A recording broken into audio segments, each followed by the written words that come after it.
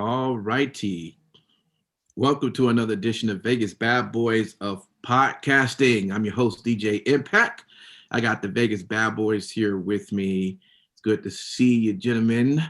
And three count. That's where we're at right now. We got three good topics for tonight. And we're going to get right to it. Our first one is titled, Where Does the Fiend Goes From Here? And that comes from the last word on sports.com. So I'm just going to set up some of the things that he bring up, and then we'll discuss it.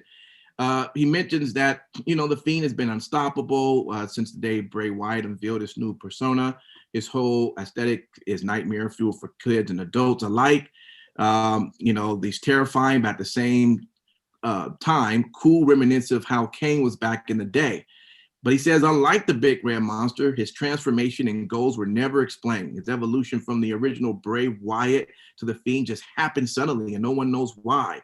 Wyatt went away for an extended period of time and returned as the Fiend, giving barely any details on his newfound evil. The character was much stronger now and could not feel pain. Fans were left wondering if this is still the work of Sister Abigail, or did Bray Wyatt find someone or something more sinister and now serves a new master in the process. Then it goes around talking about about the Wyatt family, how it started in 2012 in the main roster. It was known for looking for misguided souls. Again, it talked about Sister Abigail. He used the terms like follow the buzzards. Of course, he had the lost sheep, which was Luke Harper and Eric Rowan. It talks about how he even made Daniel Bryan and Randy Orton question their own sanity and almost had them believing him at one point. It also talks about that the Fiend, it says the Fiend, on the other hand, had this another mysterious story throughout his character run. He would rarely mention Sister Abigail. He would spew out lines such as "let me in," and he was put on earth to protect us, and with little to no context. This is where the questions would start to arise. Who we're letting in? Is it still Bray Wyatt and Sister Abigail, or is it the unnamed demon who gave the Fiend power he harnessed? And who exactly is the Fiend protecting us from exactly? And then he talks a little bit about what happened on SmackDown and Raw. The Fiend's motivation, he says it got a little bit murkier. There was a feud with Braun Strowman that happened. Of course, his rivalry with Kevin Owens and Randy Orton says he had pushed another narrative that the Fiend, quote, changes people, end quote. The question fans are asking is, what is the real effect of the Fiend, and why should the wrestlers be afraid of it? And to this day, this question remained unanswered. We'll talk about that in just a second. It also talked about, well, maybe a sadistic return to form would be something good. It mentions that the first and necessary step into the next phase of the characters is making it scarce, but keeping Bray Wyatt active. He mentions like maybe Finn Balor's, how he does the demon persona. He doesn't come out all the time. So maybe that would be kind of a good look. Or maybe how the Undertaker, how he served as the judge, jury, executioner, cleansing the WWE would be a good storyline to go with. Or giving the Fiend a clear purpose would add more depth to him and maybe freshen up his gimmick tremendously, according to this writer. He also kind of mentioned that, bringing back Bray Wyatt as his old self would be reminiscent of the Jushin Thunder Liger, and the Fiend could be much like Kishin Liger, which was rarely seen alter ego of Jushin. So he mentions all of these things as well. More importantly now, just to kind of sum up what he also said, was that WWE is missing out on a potential successor to The Undertaker. And Bray Wyatt is an extremely talented mind and is unlike any other sport has ever seen. His constant evolution proves the genius of the Wyatt. The company's lack of direction for him endangers the character's lusters. Most fans are still into the gimmick, but for how long? Loving or hating someone and not knowing why will fans leave questioning the reason they even supported this being in the first place. So guys, let me just throw it out there. Do you think that the Fiend in some way is just maybe slowly losing his luster? Is there something, where can the Fiend go from here? What's the real effect of the Fiend, and why should wrestlers be afraid of it? Apparently, according to him, this has never been answered. There's a lot of questions, he said, that's never been answered. There's been things thrown out there, and we've kind of accepted it, and we kind of like it, but it just never explains certain things. So with that, why don't I start with you, Simon Street? Normally I wait to see someone just to see who want to start. But where would you say where the Fiend is at right now? Of course, we haven't seen him for a while, but when he does come back, should he have more of the demon effect where, maybe he's just Bray Wyatt and every blue moon we see the Fiend, or should we constantly see the Fiend, or where does the Fiend go from here? I think, first of all, want to point out that there's a lot of emotion that was in that article. Apparently, the writer is just not happy with the direction that WWE has allowed, might I add, Bray Wyatt to kind of run with the Fiend and his alter personalities. But outside that, I don't really honestly see a problem.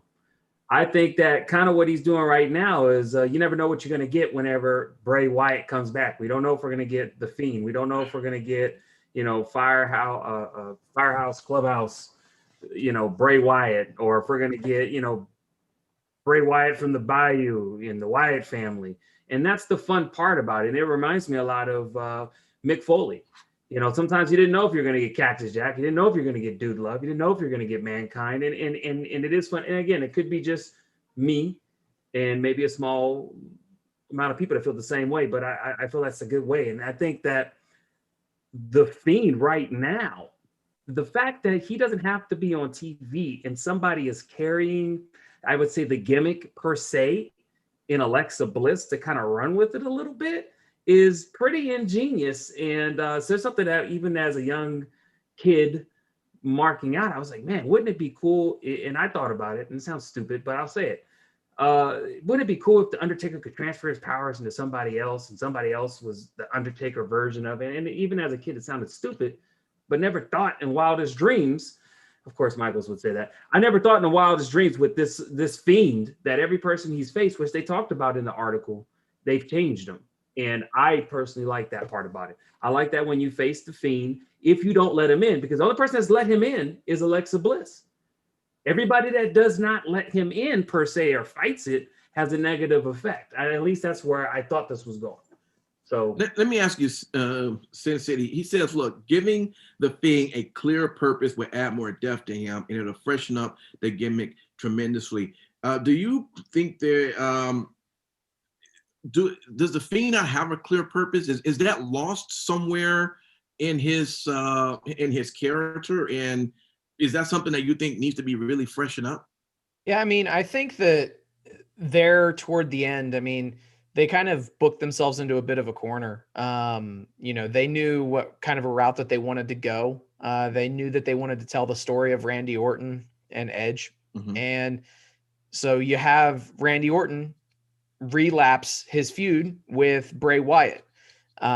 So it was obvious in hindsight that Randy Orton was the one that was being elevated from that, that exchange. At this point, there has to be some change to the gimmick in some way, shape, or form. I think that there at the very end, people got kind of complacent with it. I thought that it was awesome, and I still think that the Fiend is an amazing character. I think that they did some amazing storytelling with it. But you can't burn a guy to a fucking crisp, and then all of a sudden just have him go on like as if nothing happened. Obviously, some things there needs to be some form of a change with the gimmick. I'm really interested to see what's going to happen. Now, maybe WWE will just, give us a big FU and, they'll just treat it like as if that, him being burned alive never happened. And see, that goes back to what I think maybe what the author is saying. And I know it looked like Matt is inching to get in, but it goes to the point of maybe what he's saying. People don't get an explanation. All you know is you see a man get burned and then he come back. Should nothing not be safe? Should we just go suspend the what we saw and go, oh, okay, great, he's back. Every share of the storyline, usually there's some sort of context to that. But for him, there isn't. Let me go over to you, Matt Michaels. It says the fans are asking, what is the real effect of the thing and why should wrestlers be afraid of it? What fans are asking this? Listen, he doesn't say that. He No poses shit, this he as a doesn't question. say that. That's the problem. The fans are asking this. What WWE fan is going, God, I wonder what his motivation is for being a pro wrestler and doing what he's doing? Fuck this author, man. It's fucking horrendous. First off, he likes to compare Kane. Oh, maybe because it's, a darker character. The Undertaker and Kane is all this guy could go to. All right. The Undertaker, for fuck's sake, is a totally different person who, if you look, there wasn't much evolution except the elevation of the character was just in layers. And then all of a sudden he became an American badass who rode motorcycles and shit like that. So where did the fucking powers go? Fuck this guy. Number two, he didn't mention Firefly Funhouse once. Bullshit. Fuck this guy. Fuck him hard because he's an idiot. Wow. The fact that he didn't even mention that character, which is an actual different character than the Fiend, means he could go suck his own boo, whatever you want to call his dick, because he can suck it. The fact of the matter is removed. Yeah, exactly. No rib here. Is it safe to say you're giving author a no Vaseline, fuck you hard reward? Yes, absolutely. So he liked to point to Kane here and say, first of all, Kane's clear motivation was one thing. All right. Beat up and take over and get revenge on my brother, The Undertaker. Mm-hmm. Right? Okay. So when Kane loses at WrestleMania 20 or WrestleMania 14, and then goes on to wrestle the fire match and do a couple other things with Undertaker, and then he starts going around with X-Pac, and eventually, oh, that's right, he was a mute who had a horribly burned face, but thank God X-Pac gave him a little talking device that he could put towards his throat to talk. Oh, and then eventually he got good enough to get rid of that and actually have a voice. And then eventually we take off his mask, and the hideous burns that we've been promised is nothing more than smeared black makeup from something they couldn't get together and a bad fucking shaven head with hair still on. It was awful.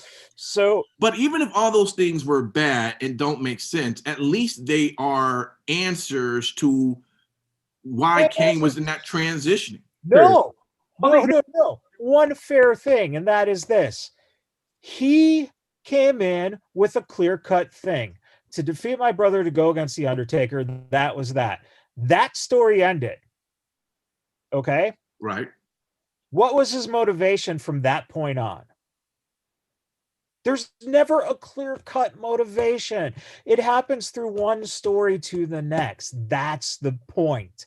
The point is that one character cannot come in and have the same motivation for 10 fucking years. It's ridiculous. This guy basically put his own head up his ass to find this story. Because the idea here that, first of all, Bray Wyatt, when he came in, let's go back. He was Husky Harris.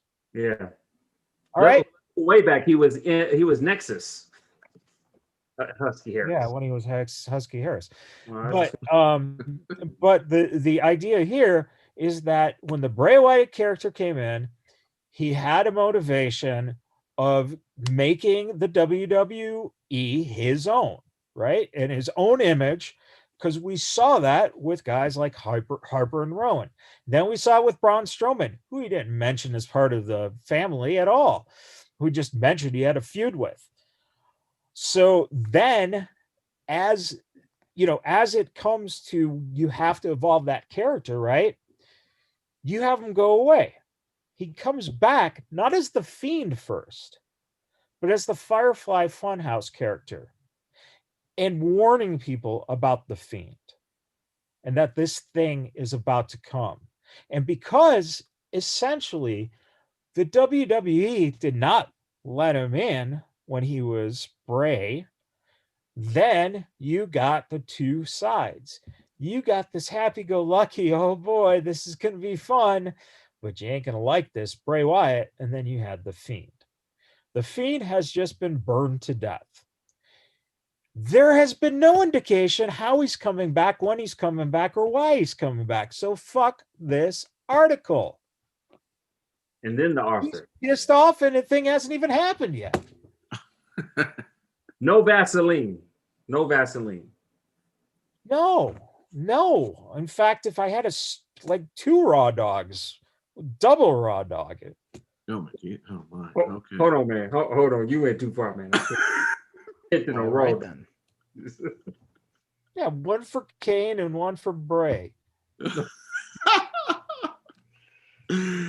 Okay. With that, let's jump over into our second count. Matt Michaels is catching his breath, drinking some water. He's lit right now, man. He's this Arthur. Hey, Arthur, stop pissing off Matt Michaels. Yeah. Okay. Damn. Might as well just ask him to stop breathing. Everybody pisses Matt Michaels off.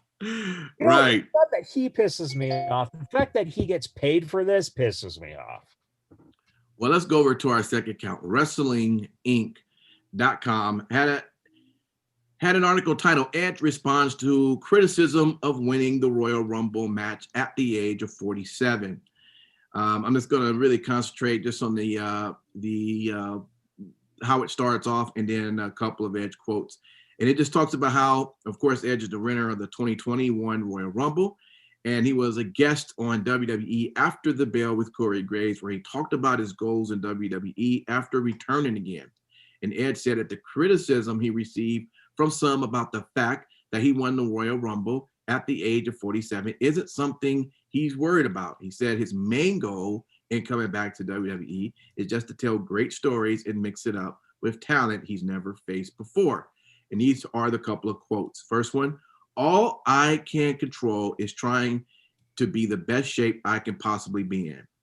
But my ass is in the gym so that at least I can look the part, move the part, feel the part, and that's all I can control. The last quote he said in this one, we'll concentrate on, is I can't control people's opinion. I can't control if people have ageism issues. What I want to do is come back and tell how the story is told and tell it with multiple dance partners. If those dance partners can take something from it, then that's my goal. All right. Sin City Steve.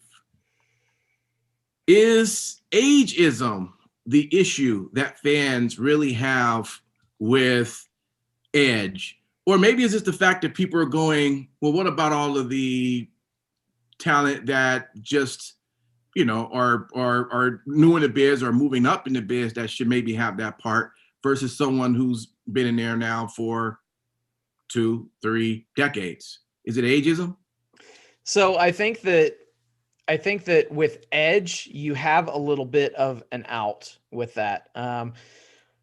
As he mentioned, he never lost the World Heavyweight Championship. It was stripped from him. Mm-hmm. So it's one of those things where that is a compelling storyline vehicle that you can use to put him back into the title hunt at the age of 47. Realistically, I think that I can speak for a lot of people when I can outright say that I was extremely surprised that Edge won the Royal Rumble. There were a lot of people online that were upset about it. I wasn't upset as much as I was unsure of how they were going to pull this off, because I didn't want it to be something that, sacrificed putting over your younger talent just to make room for somebody that stepped away or was forced away, I should say, for a while. The thing is, they've already been very smart with how they're using Edge. They have put him into a role where They've had him in scenes, in vignettes with people backstage. I know that he just did, something on SmackDown with Shinsuke Nakamura where they were sitting in the back. They were standing in the back. They were talking to each other, but they still made a point of saying, hey, this is Shinsuke Nakamura talking with Edge, blah, blah, blah. So that right there got Shinsuke a little bit more of a rub as a result. And he's done that across the board. To a guy backstage and talk to him, that gave him a rub. Well, dude, because we didn't even hear the conversation. It was just they were backstage talking. So here's the thing: is ultimately, would Shinsuke have been on the show otherwise? Seriously, think probably like not. And okay, well then there you go. At least he was on the show, even if he's in there for like a 10-second segment. Dude, with Edge. Realistically, I think that they've been very smart with what they've been doing. Using him to bad example. That's like saying the guy who walked behind when they were having the Damian Priest. What was that? Damian Priest, Killer or Karrion Kross. Anybody else that he was in a fucking segment with this week, they made a point of putting him in segments with very, very wide array of people on the roster. When they were in the Nakamura one was one that I brought up only because he would not have been on the show otherwise. And I'm going to finish this point, so we're going to be talking over each other, which is really cool. But anyway, I think that they're doing this in a very smart way. To hold a conversation that they'd have him on the show. Did he really just talk over you? I'm trying to stir the pot. I'm being real. He tried. He tried. I still made my point. So he just comes off looking like a bitter old curmudgeon. So I win. You made your point that Shinsuke was on camera. Like a background fucking. How else would he have? He wouldn't have been on the fucking show otherwise. He could have taken Edge out in the handcuffs. Those guys got more rub than fucking Shinsuke did in a fucking episode. Come on. So are you saying that Edge should have rubbed Shinsuke a lot more? If you're going to give a rub, at least have fucking Shinsuke say something on camera, hear the conversation. We got to hear it from Edge with all the other guys you mentioned. Because Shinsuke doesn't speak the dialect that Vince loves. How are you getting him a rub if he can't speak English? Anyway, whatever. Fuck off. Anyway, dude, like, it's been very smart the way that they've used him. So he's had interactions with people on all three different rosters, and he's not there to bury other people on the roster. I think that's the biggest issue that people had when Edge won the Royal Rumble is that, okay, he's going to be the unequivocal number one challenger for absolutely everything, and he's going to make everybody look like shit as a result. So that didn't happen. And in fact, it's been the exact opposite.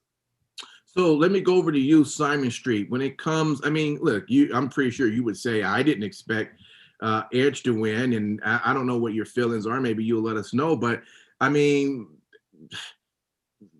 do you believe that he was the right winner for the Men's Royal Rumble? First of all, I didn't know he was going to win. Okay. Reason why is because they didn't have to do a surprise entry with him, and that little promo he cut the week before Royal Rumble led me to believe, for me, my prediction, that he probably was going to win the whole thing. Very strong possibility. Mm-hmm. I liked how he won the Royal Rumble. Let's put it that way. That he started. What number did he start, Sin City Steve? What number? Well, it depends if you watch WWE Backstage. Okay. Yeah. Because if you watch WWE Backstage, then he entered at number 2. But if you watch the pay-per-view itself, then he entered at number 1.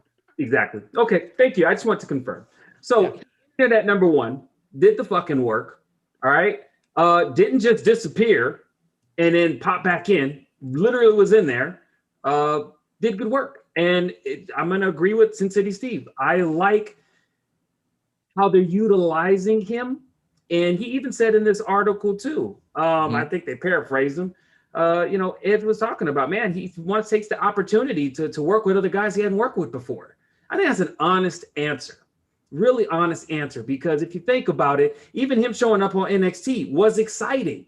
Yes, most of the time, I'm kind of like this. When, WWE is talking about first time ever, somebody went into the men's restroom during a technical break. WWE drums it up. But this time, it did mean something because, Edge never went to NXT as far as officially on TV. Do you see what I'm saying? So it was special. I like the commentary that he had with Finn Balor and Pete Dunne. I like that. I like how he's toying around with everybody to make you wait. I like that. That's good utilization. I also think he said in this article as well, because I did read it, that he's going to show up every day at work. He's going to show up. He wants to get in matches. If he's going to do it, he's going to do it. For me, this is how I would prefer to actually see a utilization of a person that is in the Royal Rumble, because when you win the Royal Rumble, I got to believe based on the stats, and I'm sure, Cynthia, Steve, this is where you can tell me the stats probably, but your percentage is pretty damn high of winning at WrestleMania. So if you're going to put in the work and you're enjoyable, hell yeah. Well, I mean, typically you'll have the same winning percentage as anybody else of winning the match. Yeah. But don't they give like stats? Thank you for correcting me. But don't they give like stats WWE based on like his people who won the Royal Rumble went on to win the actual title match? That's why I was hoping by the numbers, yeah. By the numbers. Thank you. By the numbers. So I'm actually excited for it. I'm glad to see Edge back in the fray full time. Whatever the hell happens, I'm happy. Let me jump over to Matt Michaels. Now let's be real. I even in yesterday's wrestling talk, you never fail that when we mention wrestlers, like I think I mentioned Cesaro, you mention age. It doesn't matter who we throw out there, if they've been there for a while, you always go, yes, but what is his fucking age? You always throw that out there. So the question I'm asking you, we know Edge is 47. Do you think that he was the right person to win this Royal Rumble? And I would just say based on age. And I say that just because you always throw age out there. Let's go. Let's put it this way. In this case, no, because we're all getting closer to his age. So let's not consider that old. I'm not in my yet. So what I find fascinating about this in terms of age, age in itself, I don't think the fans have a problem with. All right. I think they have the problem in terms of relativity to pushing younger talent, Absolutely. Yeah. Not established talent the same way.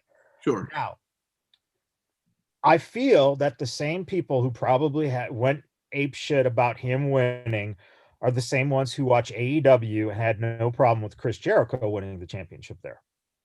Okay. And Chris is a number of years older than Edge. So I think that in those regards, it's a lot of noise from people who would have shit if anyone else won the Rumble. Mm-hmm. The other thing too is that, remember, going into this Rumble, the darling was Daniel Bryan. Right. And so fans will also be pissed off because the person they thought should win didn't win. Now, the next portion you got is business. And the fact of the matter is that if you're going to headline WrestleMania with your guys this year, Edge versus Reigns would be probably your best way to go. However, I think that a lot of fans are going to be pissed if they go that way and they don't see Edge versus Finn Balor. Okay. Mm-hmm. I think a lot of those people who, get this Smarty Mark thing and want to see, him put over younger guys, don't want to see him wrestle Reigns. They want to see him wrestle Finn, or probably a small percentage want to see him wrestle McIntyre. Okay? Well, let me just quickly, if you could hold that thought, let me ask you guys, who would you guys want to see him fight out of the three? Reigns. I'm going to regretfully say Reigns. You said Reigns. What did you say, City? Reigns. Oh, okay. Yeah. Okay. All right, go ahead back. I'm sorry. So then, if you think about it, that's your ratings right there. That's the reason that makes sense. Now, something we just talked about, and this is where if you go, hey, Uncle Bruce, looking for a little idea. Here we go. All right. You have never seen Edge and the Fiend, right? Edge was wrestling against Orton. So you have WrestleMania happen where, he loses to Reigns, you don't put the belt on him, or if you go ahead and put the belt on Edge, that's when Miz cashes in on Edge. Okay. You work Edge back to Raw. And you have Edge through his confrontations with Orton. Guess who comes to Orton's aid? The Fiend. And now you transition from Edge and Orton into Edge and the Fiend. And that's how you bring it back around. You have now a post WrestleMania into SummerSlam, and there's your main event for SummerSlam. Well, the good thing big too, match. I like what you're selling, because one thing I've noticed too with Edge's tendencies in every one of his world tour of the different brands, he gives off this impression like, I'm still the ever opportunist. He's been saying that quite a few often, so it leads me to believe that there's still, at some point that's still in him. So when you say the Fiend, right? I'm wondering if you got in a confrontation with the Fiend, what we talked about last time was people are affected.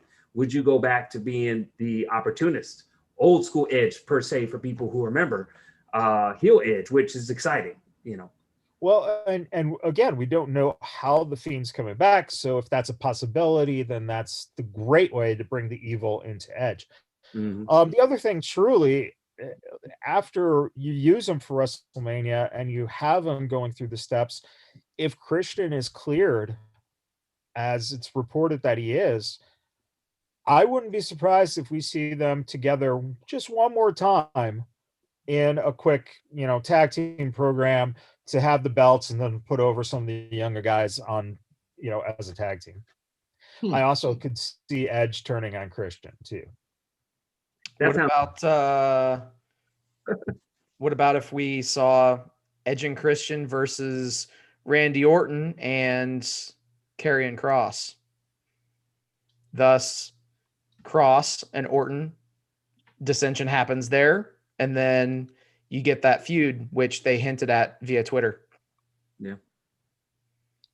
I think that it's interesting, just in theory, between just Kross and Orton in general, because what you see there really is you just see Vince getting the videotape and going, when did Randy wrestle in Impact? No, Vince, that's a totally different guy. Well, sign him up, pal. We got another Randy Orton for 20 years. I can imagine it actually sounding like that, actually, for real. And everybody just look at it and I'm like, all right, let's just roll with it, because if you try to challenge the boss, you're gonna be fired. Yeah, Randy Orton and Sable. I like those two together. Or do you want us to get the hands to put on her breast again? Do we want to go that direction? Hey, Kross, he said it, not us. No shit. Man would say some shit like that. Like, do you think Scarlett would want to wear what Sable wore with the hands? Man, you never know what he's gonna say. All right. Well, we'll jump over into our third. Really quick. Did you just say Vince would say we're gonna have him wear what Sable wore with the hand in the chest? I'm saying Scarlett. Can Scarlett wear what Sable wore with the hands? I'm saying that sounds like something that Vince McMahon would probably say. All right. Disagree with me. I'll wait. Okay. There we go. All right. We're going to move now over to our third count, which comes from Figure 4 online. And this one is titled AEW New Japan Pro Wrestling Established Working relationship. And it just starts off saying that on Wednesday edition of the Wrestling Observer, Dave Meltzer said that the quote, the deal is done, end quote, on a working relationship with AEW and New Japan Pro Wrestling. Of course, we saw Kenta's appearance at Wednesday's Beach Break, and then next week's Lights Out match with him, AEW World Champion Kenny Omega, John Moxley, and Lance Archer are kicking things off. But Meltzer says he's unaware of anything else that is planned after that. He also says, I know people that can't wait to go back to Japan, put it that way.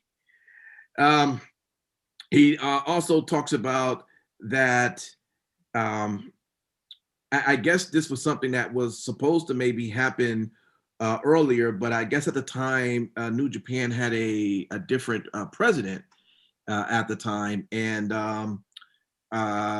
I guess something didn't work out well with him. And so now with the new leadership in there, they was able to come together and finally put something together. Yeah. So I guess this is, we had discussions on, we don't know, who's working with who, what, but how great is this team pairing? I guess I'm supposed to start with Matt Michaels. Tell us, what's your thoughts on this, man? How excited or not excited, or how good you think this is now with this new relationship with AEW and New Japan? Finally got this working relationship going. So I think that what I love about Dave is that Dave is the king of making a statement like the deal is done, then going, outside of this one shot, I don't know any plans for the future, but the deal is in place. So I take it for what it is. I think that, if they can work together, great. I love his blanket statement of there's a lot of guys who would like to go back to Japan. Yeah, there's a whole country that would like to be able to go back to Japan, Dave, right about now. So very, very obvious statements from Captain Obvious Meltzer. Listen, it won't hurt him by any means. And if you look at the blurred lines between what they're doing with Impact and what they're doing with this, and it's possibly a great thing, right? Maybe getting some exposure for other guys, but you're also giving exposure to other guys on other brands. Hopefully it boosts the other shows. The weird thing about it is simply this. AEW has only been around for just over a year, and they need to reach out to other federations to bump up their talent. That's strange, man. Wow. That's strange. It's really not worrisome in the fact that obviously the ratings aren't hurting by any means to where TNT needs to get involved and tell them you can't do this and you can only do this, blah, blah, blah. But what's alarming about that is I think that if you were to look 3 years in, right, and had these guys, your guys, established Mm-hmm. to where it wasn't a wrestling fan of, guys who watch all the different products, right?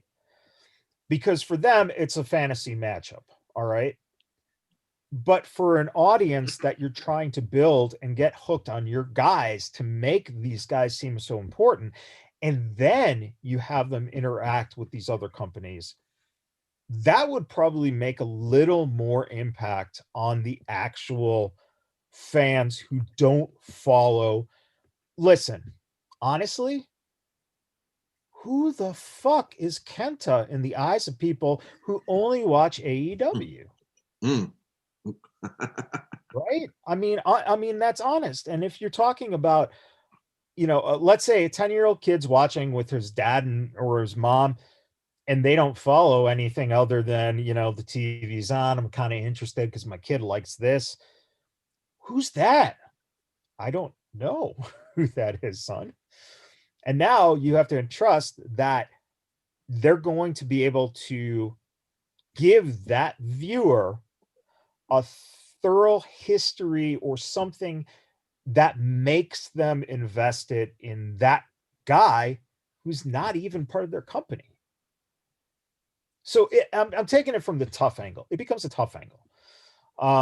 Hopefully there's a working relationship, but hopefully it doesn't overshine the actual talent that AEW has, to the point when the Good Brothers stopped showing up and you became a fan of the Good Brothers and you can't get, Axios TV. I mean, who won at that point? So let me jump over to you, Simon Street. When you heard about this, deal is done.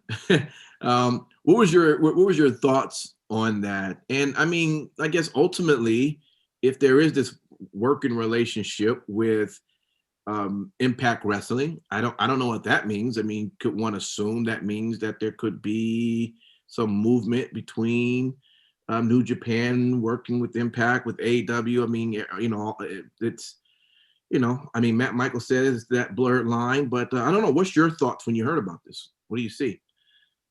Well, for me personally, I've talked about this for a long time, wanting to see them make good. I guess I don't want to say promise, because I don't think they ever promised it, but they definitely talked about moving forward of what AEW was going to be, and having open relationships with other promotions. And and again, that's uncharted territory, and that might be some of those blurred lines that Michael talks about, because you got to figure out what's the structure with that, to where we know the reality. Not everybody's going to win equally, but if it's going to provide exposure for other talent, whether they be on the AEW roster who aren't,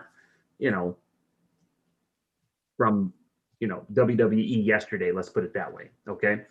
It also brings exposure to people who probably only watch AEW or wrestling promotions as it is on American television, who might actually be excited to see someone from New Japan that they would never thought. And then before you know it, they're like, wow, I actually probably should check this out. Mm-hmm. I agree with what Matt Michaels is saying with regards to that scenario where he said with Access TV. Even though I joke around, it's kind of a really serious thing, because I could see somebody watch AEW, really love the Good Brothers, and then when they finally aren't on AEW no more, they go to Access TV, and then someone's like, well, why can't I immediately quickly find it? And again, I'm not going to go deeply into that, because I've been the worst critic of Access TV from the get-go. But what I will say is that when I first heard about AEW, this is immediately what came to mind. Now, whether I just thought about it just out of thin air, but I see the potential, because I know WWE will never do it. And I hope that they can come up with a good structure plan, some kind of way to where it can work. And I would like to see, like I said before on the past on the show, I'd like to see a big event that's once a year. It doesn't necessarily have to be titles on the line per se, to where you see a mashup with all the different promotions. I think that would be something to see. I would actually be excited to watch something like that. And I do think it may provide an opportunity for some of those AEW stars that people say, like, they're not doing a good job of showcasing those AEW originals. Let's put it that way, right? I think this is a good opportunity to kind of see what they can do, extend a platform. Yes, COVID is limiting some things, but wouldn't it be cool to see someone from AEW that normally isn't on the show all the time show up in New Japan? You see what I'm saying? That could possibly help them, because there's been people in WWE that left WWE, went to New Japan, and then got made. And then when they came back stateside, it was like, wow. So, I mean, there's something to that, is what I'll say. So I'm excited. Yeah. Awesome. So, Sin City Steve, I know I was watching AEW this past week, and they had mentioned they're going to start this Women's World Championship Eliminator tournament of some sort. But I noticed they had women that they're going to have from the States, and also they're going to have the competition from women that are from Japan. I'm just assuming, I could be wrong. I'm thinking maybe these women are coming from New Japan, or maybe not. Okay, so maybe that's something. Okay. So here's the thing: is Sure. New Japan, they don't really, they don't have women's matches on the show. Gotcha. Okay. So I didn't think I saw any, but I was trying to connect. Yeah. So New Japan is owned by Bushiroad, and they quite literally own another all women's promotion called Stardom. So so they are owned by the same company, but they are completely separate. Okay. And they do not market together. Okay. So is this then? I must assume you got to be pretty hyped then to hear about this partnership that they have, and what do you think going to come out of this? And how about addressing some of the concerns that Matt Michaels have brought up as well? Maybe overshadowing some of the AEW wrestlers, or even fans not even recognizing who certain peoples are, like Kenta. That kind. I mean, for people that didn't know Kenta, that was a big thing that happened this past week, and some people probably look and go, "Oh, okay, who's that?" Now if you're a big fan, of course but yeah, some 10-year-old probably. But anyway, just address that. And overall, what's your how ecstatic are you about this relationship? Sure. So I think that what really was kind of holding this from taking place since day one was Harold May, who was the former president for New Japan Pro Wrestling. He and Kenny Omega had quite a falling out, to say the very least. Okay. And that is Harold May is the reason why Kenny Omega left New Japan completely. Okay. So and this was at a time when Omega had the IWGP Heavyweight Championship.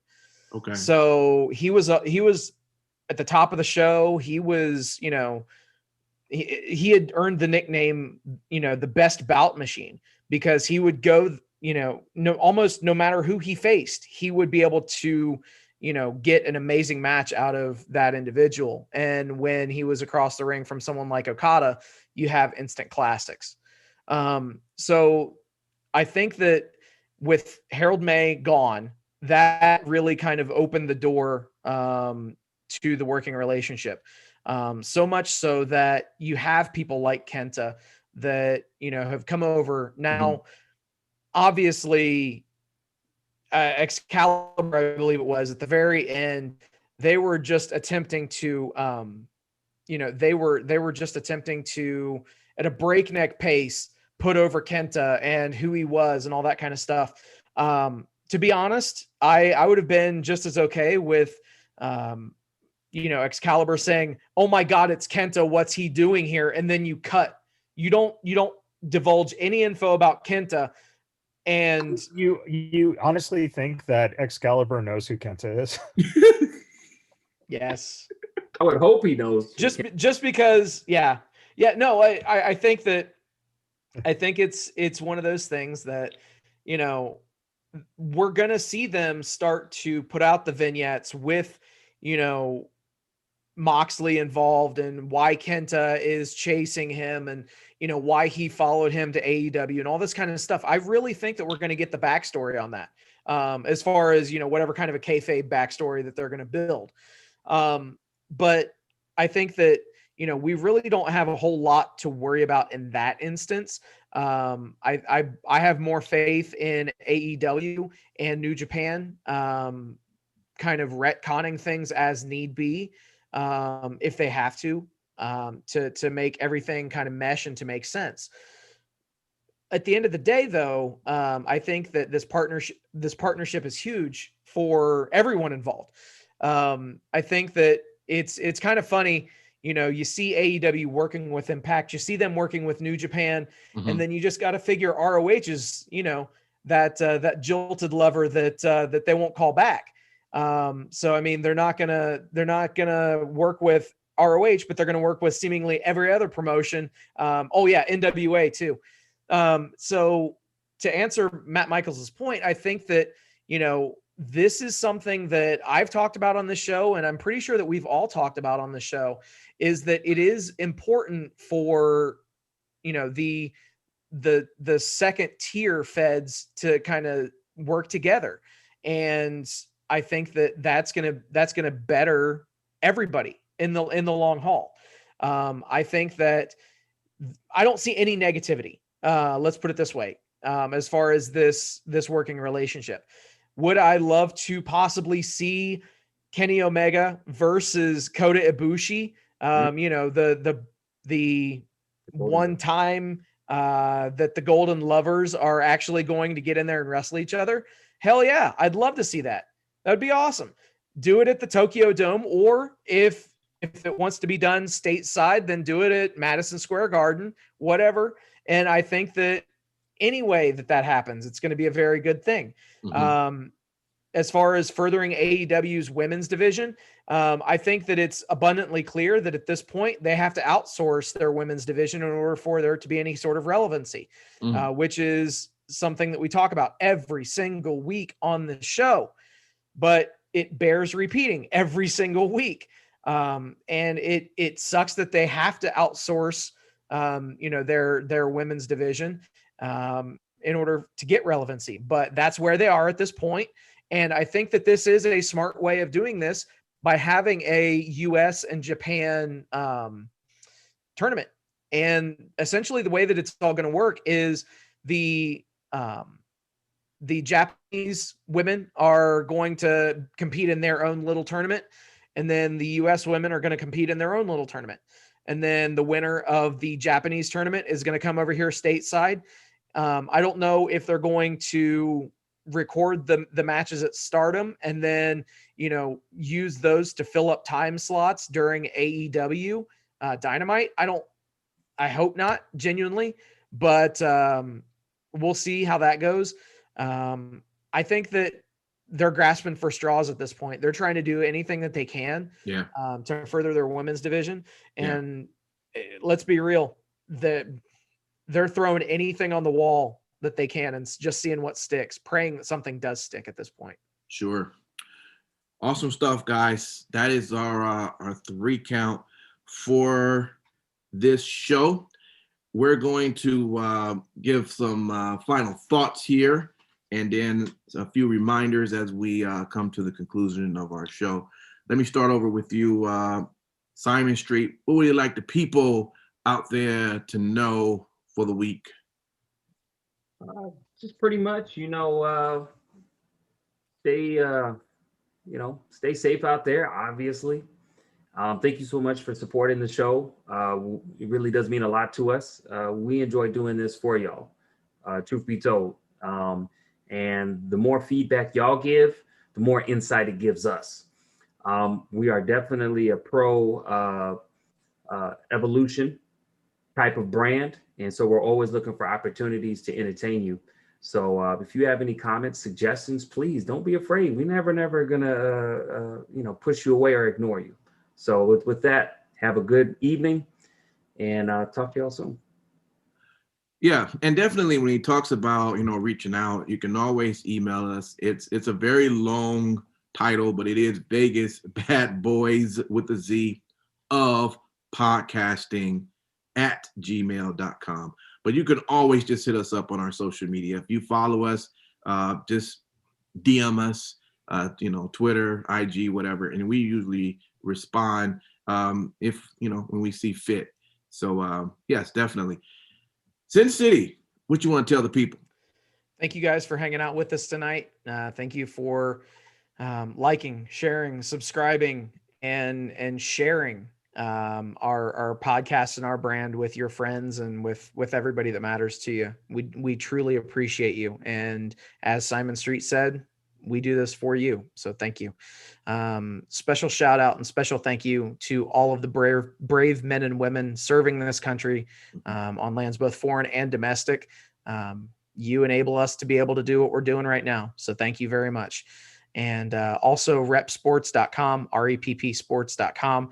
Go there, get all of your, get all of your pre-workout, your weight loss, your energy drink needs, reppsports.com, promo code Vegas at checkout. Be like Carlito and save 15%. Absolutely. Matt Michaels, man, what do you want to tell the folks? I really don't want to tell them anything as much as I'd like to clue them in on something they might have missed. So if you listen closely, when the mask came off of Kenta, you could hear Jim Ross go, "Oh my God, it's Funaki, Funaki, Slobberknocker, barbecue sauce."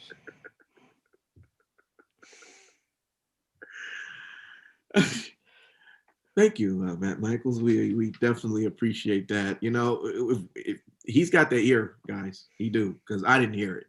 So, but I trust his ear. We want to remind everyone to, if you don't have our app, to download it. It's free, iOS or Android. Just type Vegas Bad Boys again with the Z. It'll pop up. Download it. We like to communicate through everyone on there, especially when the shows are on and pay-per-view. So do that. Hey, if you got the Cash app, send us $1 or $2. Send us 100 if you like. Our tagline is Vegas Bad Boys. Again, all we have to say with the Z, because someone might put the S, and we don't want it to go to whoever that is.